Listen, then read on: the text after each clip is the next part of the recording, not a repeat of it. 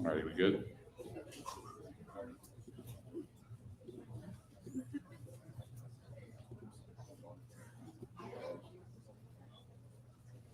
All right, we can see it. Okay. Bismillah, alhamdulillah, wa salatu wa salamu ala rasulillahi wa ala alihi wa ashabihi ajma'in. Welcome home, everybody. Welcome back to Heartwork, our first Ramadan Heartwork, mashallah, where we're going to be continuing going over Surah Yusuf, inshallah.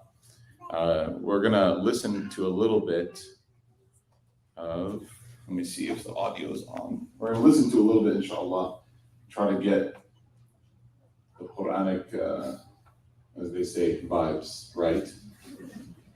Inshallah, let me bump this up a little bit. Okay. Out in the back, you can hear? The speakers are on? Yes? Okay, good. Mashallah.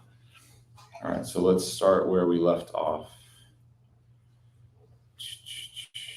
Let's start from here.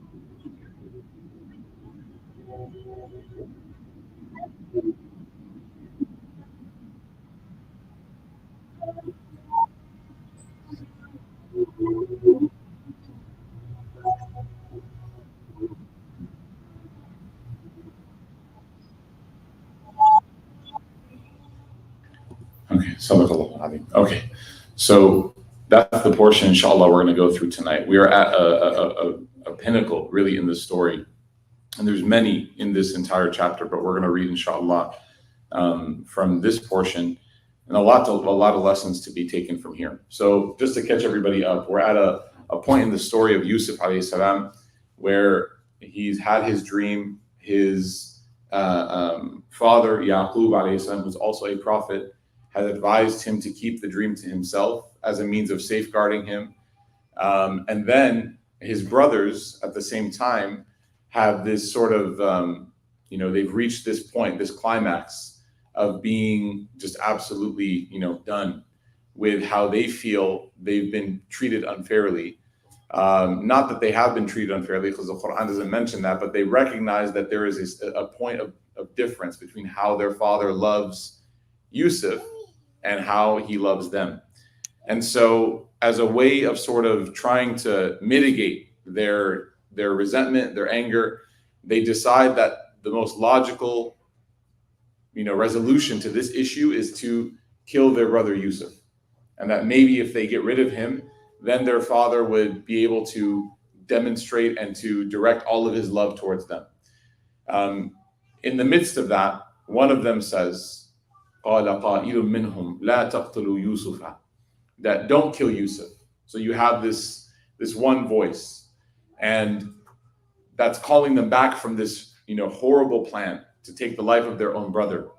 But instead, this person suggests as like a remediation something that is also pretty horrific, which is, why don't you just throw him inside of a well in a far off place, and then maybe he'll be picked up by some travelers. And so we talked about the lessons from that a little bit last time. So now the scene switches, and the Quran does this a lot, by the way. If you're ever reading the Quran, hopefully this month you're engaging with it more, you'll notice that the scenes switch quickly, right? There's not a lot of in-between explanation of what happened. So that conversation ended, and now all of a sudden we're standing in the home of Yaqub. So if you're imagining it like a movie, it's like a jump cut, right? So we were at that scene where the brothers were talking, and now all of a sudden we're there watching them standing in the house of Prophet Yaqub alayhi salam. And you see this group of boys that are gathered around their father, and you see them emotionally, kind of guilting, blackmailing, however you want to say it, their father. قَالُوا يَا أَبَانَا مَا لَكَ لِمَا تَأْمَنَّا عَلَى يُوسُفَ, that, oh, our father, why don't you trust us with Yusuf? وَإِنَّا لَهُ لَنَاصِحُونَ, and we are absolutely, when it comes to Yusuf, we have nothing but the best wish for him. There's an interesting point here that some of the scholars of tafsir bring out. They say that even if a person doesn't know exactly what's going on, for example, Yaqub here has not been given revelation from God about the scheming of the brothers. Yaqub has not been told exactly what's going to happen. Otherwise, there's no way that he would have let Yusuf go with the brothers, right? Yes or no? Would he have let them if he knew that they were going to do? No. So he doesn't know. However, there is such a thing as we call it like a gut feeling or intuition. This might kind of seem as if it's not related, but we do believe that Allah subhanahu wa ta'ala has given every person's heart the ability to gauge a situation. Have you guys ever had that happen to you? Have you ever had a moment where maybe the math was adding up a certain way, like you were thinking about it one way, but your heart was just telling you something different? Anybody? No? Everyone's like, where's the food? Yeah, it's happened, right? You have that. They talk about it a lot in the frame of parents, mother's instinct. That there's just this instinct. I knew that my son shouldn't have gone to school today. Or I knew that this, right? So we do believe, I know a lot of you probably are like, oh yeah, it's kind of, subjective. How do we measure that, right? We're all like children of a STEM universe now. So it's like, how do we measure this can we get an MRI to see where it happens? The reality is that not everything that we experience is absolutely and totally measurable to an accurate degree. Meaning that there are some experiences that are truly just phenomenon of the metaphysical world. And Allah has given each person their heart, not their physical heart, but their spiritual heart, right? Kind of like the difference between brain and mind. You have the organ, the brain, but you also have the mind. So Allah has given your spiritual heart the strength and the ability to have foresight and to have insight. Some scholars, right, it's also mentioned in some of the hadith, firasa. Some scholars explain it as this ability to see beyond what's apparent. Someone may have walked in the room and you look at them and you just feel a certain type of way, right? And it's not like jealousy, it's none of that stuff. You just kind of know that there's something there, right? What is this? How does this happen? Where does this come from? The amount of God consciousness and piety and purity of a person's heart is directly indicative or correlated to their ability to be able to make these good decisions in a moment where they don't have enough to go off of. right? That the heart will guide them to the right place. This is why, as well, we have in Islam this concept of istikhara. Anyone here ever heard of the istikhara dua? Everyone's like, yes. All right, the istikhara dua. What's istikhara? Who can describe it in like 10 seconds or less? Yeah, no man. And don't read it. I'm asking you, are you making it right now? All right, is there a big decision you're about to go through, Ahmed? Okay, no man, what is the istikhara dua? Yeah, you're seeking counsel from God. So we do istishara, we seek counsel from people, but then we eventually go istikhara and we seek counsel from God and we ask Allah that, oh Allah, if it's good for me, give it to me. And if it's not good for me, then do what? Give it to my enemy? No. What is it? Not make it good for me? No. Right? Because by the way, very interesting. Can I ask Allah to make this the right thing for me? Right? Why are you turning down what's better? Right? What's best for something that you want? We ask Allah that if it's good for me, then make it easy for me. If it's not good for me, then take it away from me, disconnect my heart from it, and give me something better. Right? Allow me to experience something better. So there is this concept, and we should seek this out. We should seek this out. A lot of us make bad choices. We make bad decisions. And sometimes you can't catch a break. Right? You're doing something, and you're like, I shouldn't be doing this. I shouldn't be saying this. I shouldn't be, whatever, X, Y, Z, you fill in the blank. That is your heart calling out to you, telling you, don't do this. The Prophet ﷺ in many hadiths spoke about the power of the heart in these situations. He said that if the heart feels good, and if the heart is giving motivation to do it from a place of piety, not from a place of desire, you have to be able to tell the difference, okay? If the heart feels good from a place of taqwa, from a place of going to Allah, then that can be an indication to the person that this is in fact the right decision. Many of us have not wanted to do the right thing, but we've been pushed to by our soul. We don't want to turn around and have that, we don't want to apologize. We don't want to go and return something that we know we didn't pay for, whatever, you name it. But the heart is the organ that's going to propel you to do this, so long as you allow it to do it. But the moment that a person silences the heart and puts it down and says, no, I'm not going to listen to you in these matters anymore. This is all now a matter of my desire, what I want, then the heart becomes muted. And the siren, right, the call that the heart is making is no longer as strong as it once was. And over time, ignoring the heart eventually makes a person completely desensitized to that call that the heart makes. So this is why it's important to keep the heart healthy. So Yaqub alayhi salam, being a prophet, has, of course, wahi, revelation from God, but he also has this intuition. And on top of that, he's a father, right? He knows his sons. And he feels that there's some sort of scheming going on. So he says to them what? And we talked about this. Arsilhu ma'ana. They keep going. Send him with us tomorrow so that we can play with him and he can enjoy himself. And really, our father, we're going to watch over him. We're going to take care of him. Don't worry about it, Dad. Okay? You can almost feel like the pressure that they're putting on their father. And their father, at the end of the day, he still loves them. He's their dad. So he wants to communicate to them that he doesn't feel good about it, but at the same time, he doesn't want to destroy them. And we finished off last week with this. There will be times where your parents will say no to you, and they'll give you a reason or an excuse. Parents, siblings, friends, whatever. They'll give you a reason or an excuse, and they don't want to highlight something that they're worried about within you. It's called tawriya in Arabic. They're going to go rhetorically around the real reason and try to give you some other reason that doesn't quite seem right, but you're supposed to read in between the lines. You're supposed to be the one that understands, okay? An example of this that we covered in Ghazali's book. If I'm always a person that's making plans, and those plans require spending money, and there's always one friend who's like, you know what? I'm busy. I'll meet up with you after. I'll meet up at the house after. You guys go out and eat. I'll come over after.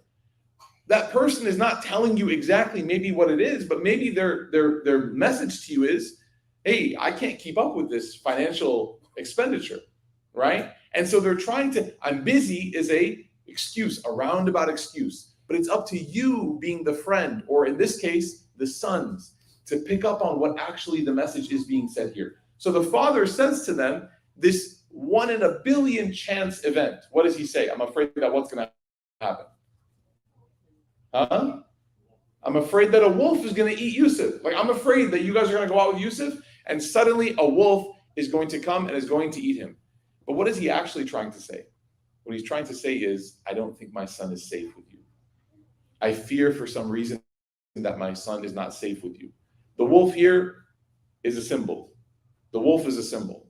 And by the way, this wolf comes back later in the story, very soon. Very interestingly, he responded that it would truly sadden me, that it would give me grief and depression, anxiety. It would truly make me grieve if you took him away from me with you, because I fear that he might be taken by a wolf while you are negligent of him. Notice he's not even ascribing any bad behavior to them.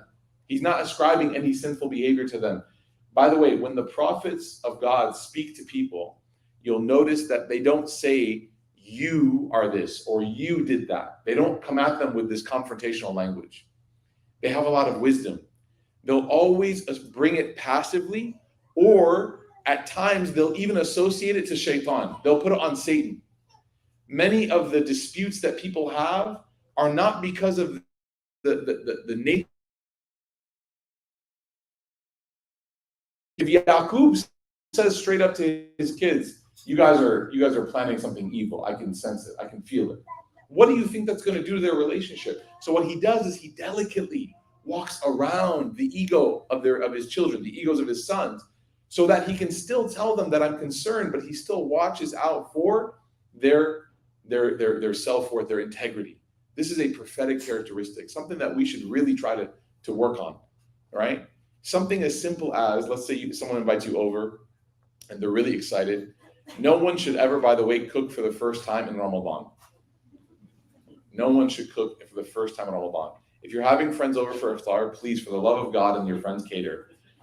Don't try something new. I understand the Instagram stuff is tempting. I get it. It's not as easy as it looks, okay? So let's say, for example, that you're cooking and you've never made this thing before and you don't know how much salt to add and you went ahead andaza. You just threw it in, right? Okay? And you just tossed a little bit in there, right? And then you serve the food and the food tastes like it never met a grain of salt in its life. As a guest, what's a way that you can communicate that this needs salt without you telling the person you messed up? There's one way, which is, hey, pass the salt. This food enters my mouth and it's like it disappears. I can't even taste anything, right? Or you can say, this is delicious. I've never had anything like this before. I'm a little weird. I like my food a little bit on the saltier side. It's really good. But for me, do you mind just passing the salt? Right? That would make it perfect. Something like that. Or if it's hot somewhere and you want the air conditioning turned on, right? There's ways to do that. You don't like slowly just start taking off your jacket and your hat, wiping sweat, letting all these isharat, right? These indications. No, there's a way to do that preserves the dignity of the person. Say, man, this whole day, is it hot outside? I've been so hot all day today. I've been hot since the morning. I woke up, I just felt warm. I'm not sick, but I just don't feel, maybe there's like I don't know, I just feel warm, right? And the person's like, do you want the fan on? You're like, yes, right? But there's ways to, again, navigate and maneuver. They'll get the point, but there's ways to do that. So Yaqub alayhi salam, he expresses himself. But at the end of it, what we find in the next ayah, right?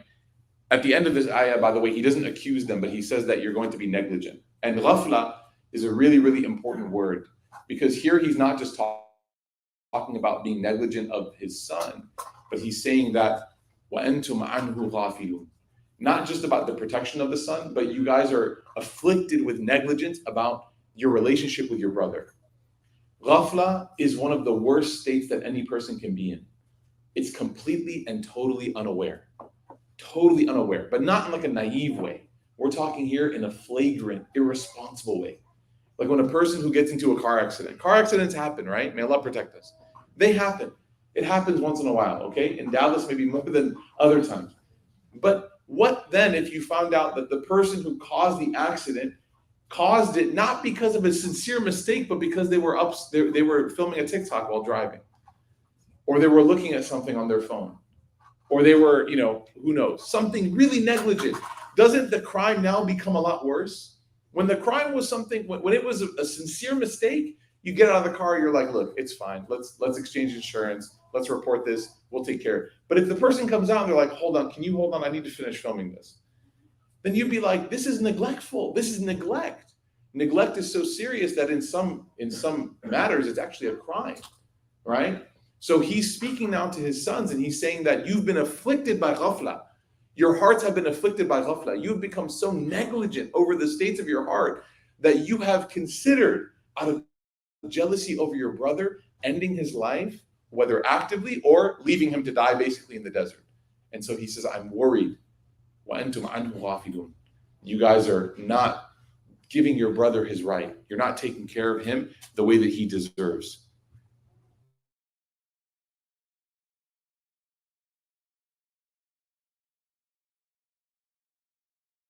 All emotional blackmail here. They say what? The other. If a wolf is able to eat our brother, وَنَحْنُ عُصْبَةٌ, and we are this large group, إِنَّا إِذًا لَخَاسِرُونَ, then we are surely like in the depths of loss. We are the greatest losers in the world. So they're taking their dad's concern, and they're not, there's a phrase in English they say sometimes, I'm picking up what you're laying down. They're not picking up what Yaqub's laying down. They're not getting it. He's trying to tell them that I'm afraid something bad's going to happen. And they focus instead on this specific instance. You guys ever had this happen before? You're trying to explain to somebody why they shouldn't do something. And you're like, this might happen. They're like, that won't happen. And you're like, I'm trying, Habibi, to guide you away from this. I'm trying to guide you away from this entire enterprise. I'm giving you one example, but read the room. Figure it out. So they say to their father that, look at our size. Look at who we are. We're a tribe. We're a group of people. They keep referring back to the same leverage, that we are this large group of people, but they're not listening to what their father is saying. This entire passage is an example of what happens when a person's ears are listening, but their heart is not listening. So many different disputes in life come from when people are talking not with each other, not to each other, but at each other. You're just talking. You're saying something and the person's responding. But you haven't taken the time to process what they're saying and think about, what is it that they're actually trying to tell me? What is it that I'm actually being told here? Conversations sometimes happen so quickly, there's no way realistically that you were able to hear and process and decode and interpret what the person was saying. One time I was sitting with some very elderly, scholarly people, very pious, very righteous. I happened to be in that room. I think I was like serving tea or something, right? That's the only way that I should be in that room. And I remember witnessing something, and wallahi, it shook me. When I saw them speaking to each other, tell me if you've seen this before. They would speak to each other, and then there'd be like a pause. So they would say something. How are you today? And the person would say, Alhamdulillah, I'm good. What have you been up to today? Another person goes, And they're like, they're literally, this is really, if you're talking about being present, right? A lot of the places you guys work at, they pay these, life coaches $10,000 to come do a day on presence, mindfulness, right? These are all like those neo-spiritual buzzwords. Islam teaches us about being present. Islam teaches us about having good character in the moment. Islam teaches us that when someone's telling you something, you don't interrupt them. You don't conquer them. You don't overwhelm them. No, you listen. And these two individuals or three individuals that were there, they were demonstrating what active listening looks like. They were really honed in. The person would say something and they would pause briefly. If someone asked a question, they didn't feel the pressure to answer right away. This is the exact opposite of what we're used to. Many of us talk so quickly to each other that we're not actually understanding what's going on. And then we go home and we hear from somebody else that the person that you were just with actually is struggling a lot with something. And you say, I could have never guessed. Well, maybe if you were listening with your heart and not just with your ears, you would have understood. Maybe you would have been able to figure that out. We ask Allah Ta'ala to give us tawfiq.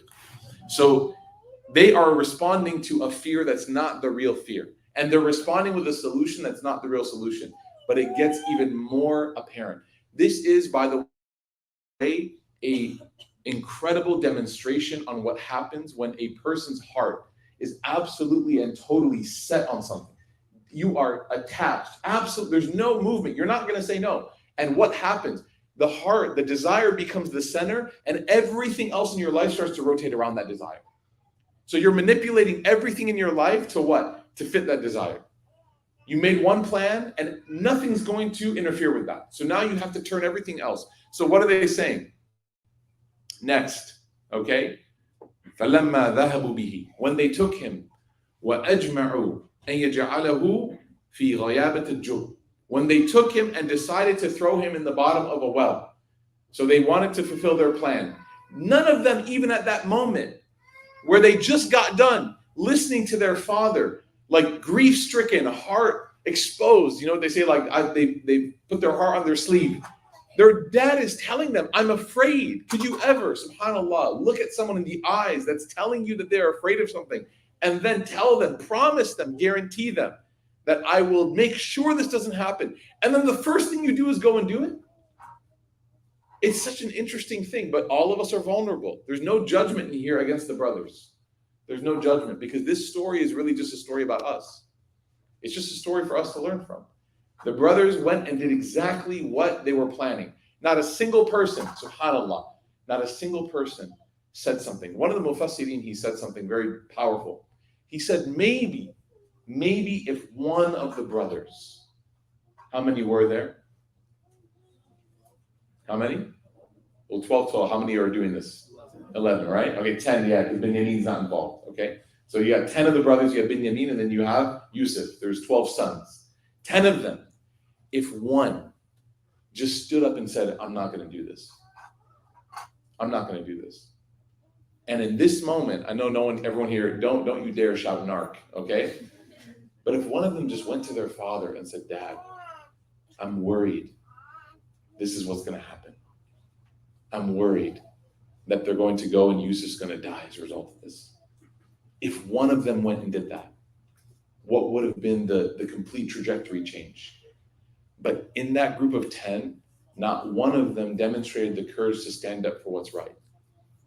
Many of our life situations where we witness these crises and tragedies, many of them could be removed or alleviated by a person making the right decision in the toughest moment. In the toughest moment. Ramadan teaches us this. Ramadan for 30 days forces us to make the right decision in a day of difficult moments. Yesterday, I was at Costco.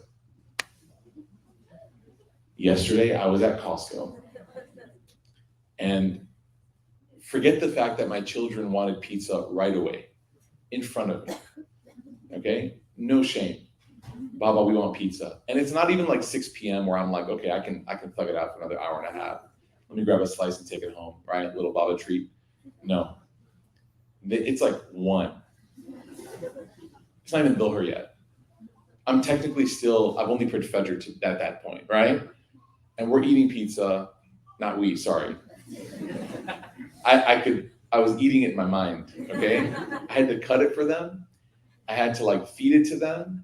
I mean, there were points where it was like so close to my mouth that this is genuine torture.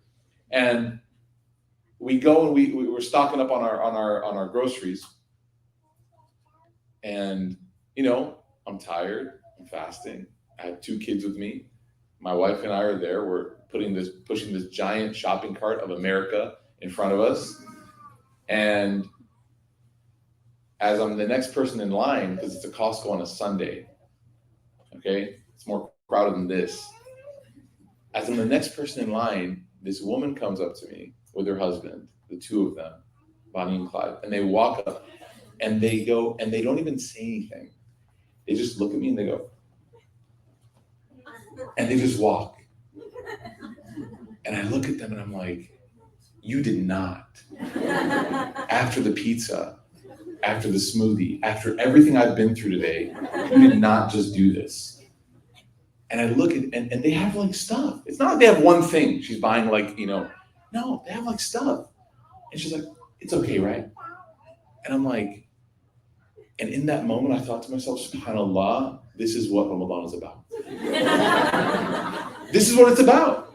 I look there at my wife, who's hijabi, and I'm like, we have to make the right decision now, in part because of you, right? In part, I'm not going to put the full weight, but in part because of you. I also look very Muslim, right? Okay, I think I was wearing a shirt that had like the kaaba on it or something. And I'm like, we can't even get away with this one, right? We can't even be like, get back there, because then they're going to say Muslims are so mean, right? And then I realized in that moment that Ramadan is all about making the right choice at the toughest time. It's about conquering yourself. And if I'm going to be honest with you, I was a little disappointed in myself that I had to wrestle myself that long. I wish I was the kind of person that I didn't even flinch. I wish that was me. Because I know people that they don't flinch. I've met people that don't flinch. When they're tested, you can't even tell. I've met them. Yaqub is one of them. And you'll see it, inshallah, in this story. Our goal in this month is to become a person that is able to make the right call in the toughest of moments. The brothers of Yusuf in this time, they did not do that. And you see the devastation and the difficulty that it causes because not one of them was able to stand and make the right choice in that moment. So when they took him, they decided to throw him in the bottom of the well. Allah Ta'ala says, وَأَوْحَيْنَا إِلَيْهِ. And at that moment, can you imagine how afraid he was? Remember we said he's like 9 years old, 10, 11, 12. He's a young boy. And he's sitting there in the bottom of a well. No clue. His brothers didn't like bully him in his entire life. No clue what's going on. No clue why this is happening. He's sitting there in the bottom of a well. Did he do something wrong? Did he prank his brothers the night before? Did he bully them or make fun? It's okay, by the way. Don't worry. It's okay. It's fine. Don't worry about it. He's just making dhikr. Like Allah, Allah, Allah, right? And we got to wrap up soon as we make dua.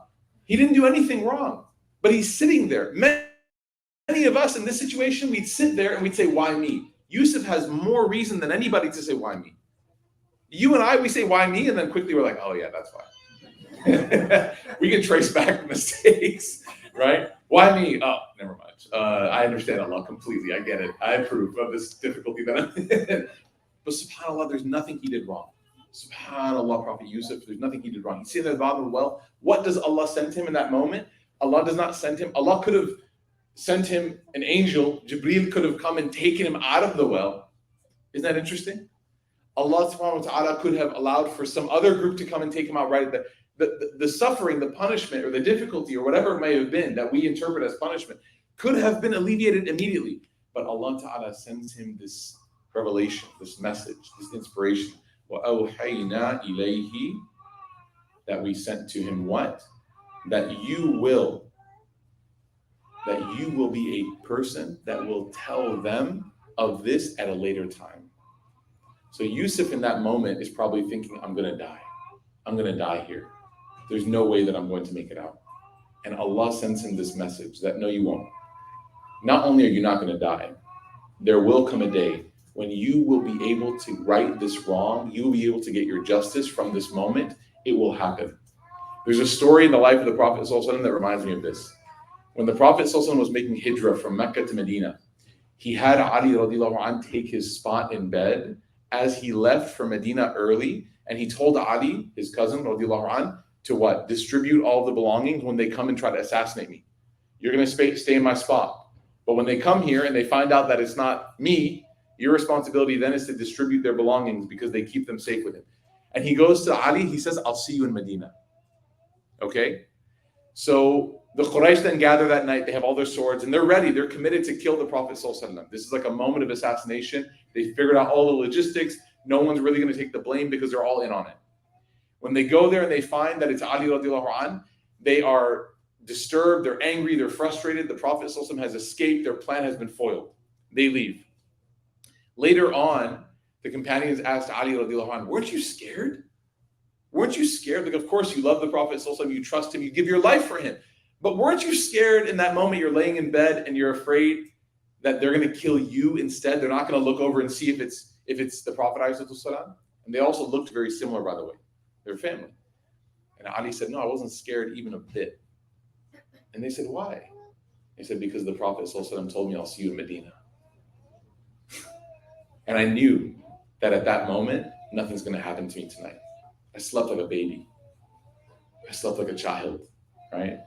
So Yusuf here is getting that good news that you're going to be coming out of this, right? When something bad happens to us in our life, listen for Allah Ta'ala to give us those isharat of goodness.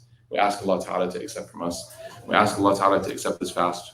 We ask Allah Ta'ala to bless us. We ask Allah Ta'ala to protect us. We ask Allah Subhanahu wa Ta'ala to put barakah on all of our lives and our health and our wealth. We ask Allah Subhanahu wa Ta'ala to allow us to always make the right decision in the toughest of times.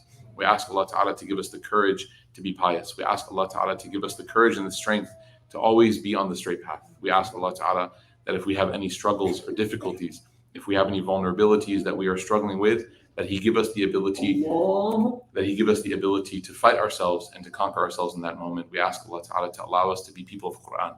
That when we read the Quran, when we study it, when we reflect over it, that we're able to extract the fruits from it and the nectar from it, and we're able to become people that live our lives in the fragrance, the sweet perfume of the message of His book. We ask Allah Ta'ala to join us with the Prophet Sallallahu Alaihi Wasallam in paradise. Ameen ya Rabbil Alameen. Subhanakallahumma wa bihamdik. Nashhadu an la ilaha illa anta nastaghfiruka wa natubu ilayk. Really quickly, it's time to break fast, inshallah. So we have 3 tables.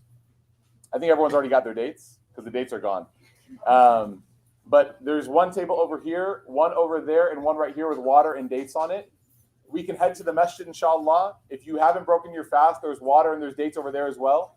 If you don't have your shoes on, you can go through that hallway. If you have your shoes on, exit the building and go around to the front, inshallah. Okay? Jazakumullah khairan wa assalamu alaikum.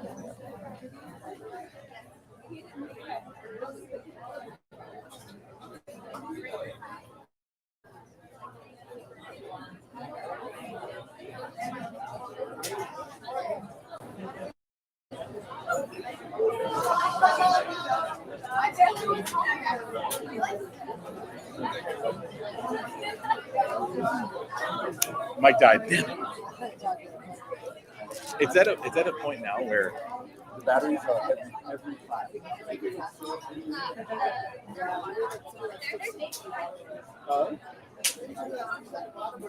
Yeah, I was looking for it online. I couldn't find one.